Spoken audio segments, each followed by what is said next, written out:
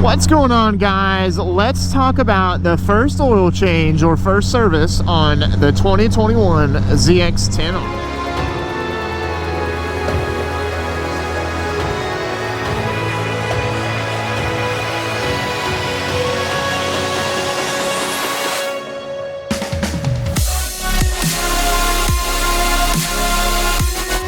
If you know me, guys, I really prefer doing everything myself. I'm a DIYer. I like doing everything myself because I'm a hands-on person. I like learning, and if I can do it and save the money, you know, I'm going to do it myself. But Kawasaki has put on this wrench, literally it's a wrench symbol, of the first 600-mile service on the ZX10R, and also on the H2, the ZH2. A bunch of these newer bikes are having this if they come with the service interval option, which this bike has. I think when you buy the bike, you can maybe have them turn it off, but I didn't know this, and you probably didn't either. That's why you're watching this video. How do I turn this light off? And you have to take it back to Cowie. They hook up their diagnostic tool or whatever that tool is, and they can turn the light off or turn the icon off. You don't lose any performance. All standard features of this bike are available to you. It's just annoying. So I changed the oil myself, and we're going to talk about that right now. As you can see, I've got some Motul 300V oil. That's the green colored oil, green tinted. I've got the ProBolt aluminum drain bolt. ProBolt, yeah, wow, that sounds silly. This already comes pre-drilled for safety wiring. It has a magnet at the bottom to trap any debris, or yeah, well, I guess you can call it that, trap any debris. I've got a ProBolt oil cap that already is pre-drilled for safety wiring. And I also have a Kawasaki OE filter, as well as a Kawasaki oil drain plug washer as well. First thing you want to do is take the bike up the road, get it hot. I recommend going through all the gears. That's just my preference.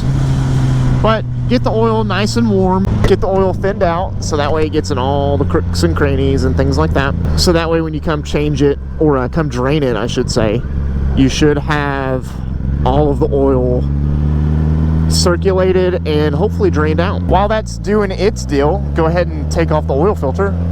I recommend getting an oil filter socket or cap, or no, oil filter wrench.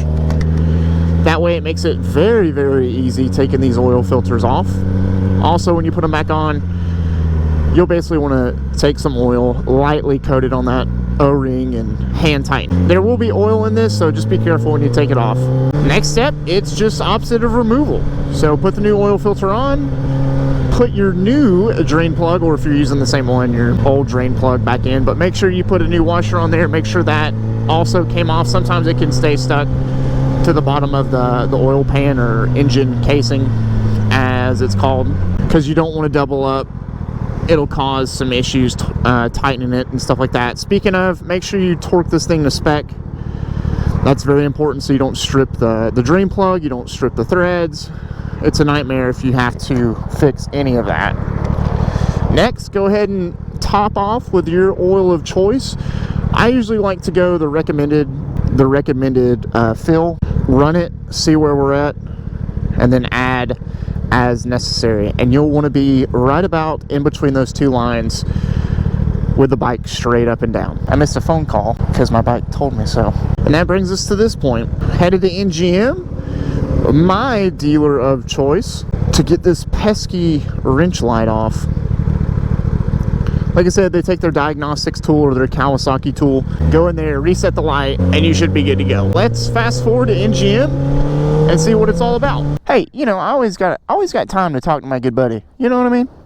Man, I appreciate you. When I called and you didn't answer, I was like, crap, I hope he was not shooting videos. All right, guys, that's it. I got my baby back. It only took a few minutes for them to obviously pop up under there, get the light all reset. And also, I didn't know this until they said something. When you bring it in, you might need to notate that you want it to be turned completely off, because I think they can go in and reset it, but that doesn't, it'll still come back on, and you'll still have to come see them reset the light. So what they did for me, they took care of me. They said, okay, you don't want it, we'll go ahead and turn it off. Here, as you can see, I'm going to overlay the footage because it's really hard to get with the GoPro. As you can see in the vehicle settings and the maintenance, you have the option that is now blanked out or not highlighted. That was actually the Kawasaki service. They went in and turned it off, but I also have my regular maintenance interval that, you know, I can track as well. So everything's gravy, everything's good. I can't thank Northeast Georgia Motorsports enough. Annalise and Joe took care of it. So now let's get out of here. Even if you didn't buy your Cowie from NGM, you can definitely come by, have them take care of it, do your service, and you know it's going to be done right. They're going to go the extra mile and take care of you for sure. But that's it for this oil change video, guys. If you have any questions about the 2021 ZX10R and the oil change process or the service intervals, leave a comment down below and I will get them answered for you. Do yourself a big favor and check out Northeast Georgia Motorsports at ngmrides.com. They have some awesome inventory in these crazy COVID times. It's hard to actually get motorcycle inventory, believe it or not. And if you need a tune-up, service, or parts, they are your go-to. As always, guys, thank you so much for watching. Be sure to leave a like and subscribe. I will have future content on this bike right here, and you will not want to miss it. As always, ride safe, have fun. We'll see you on the next one.